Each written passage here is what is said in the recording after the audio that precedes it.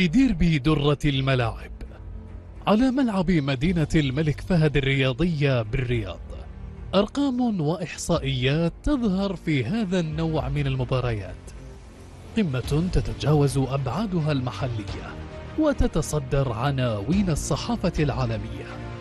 إن أردت أن تتحدث عن الأرقام الفنية، يتقاسمها الهلال والنصر الأفضلية في كل شيء.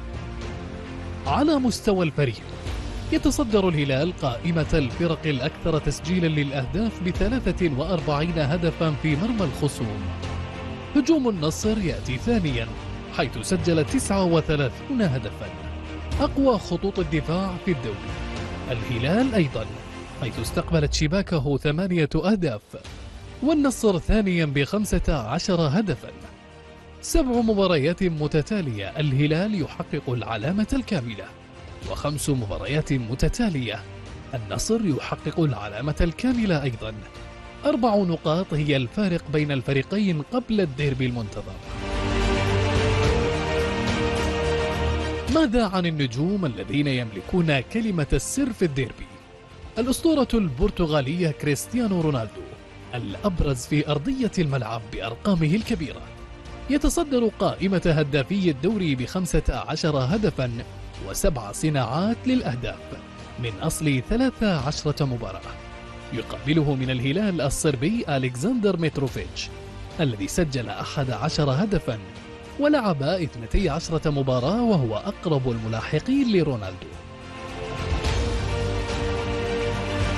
منتصف الميدان ومفاتيح الخطوط الأمامية لدى الأزرق البرازيلي مالكوم الذي لعب 14 مباراة وسجل 9 أهداف وصنع 4. يقابله مواطنه تاليسكا سجل 8 أهداف وصنع هدفين في 9 مباريات. من يكشف أبعاد الملعب ويفتح خطوط التمريرات الهجومية؟ برتغالي في الهلال وكرواتي في النصر، كلاهما صنعا 3 أهداف. تواجد نيفيز في 13 مباراة، فيما حضر بروزوفيتش في 11 مباراة. الرقيب سافيتش أمام الجوهرة البرتغالية أوتافيو. سجل الصربي 4 أهداف وصنع هدفين، أما البرتغالي سجل 3 أهداف.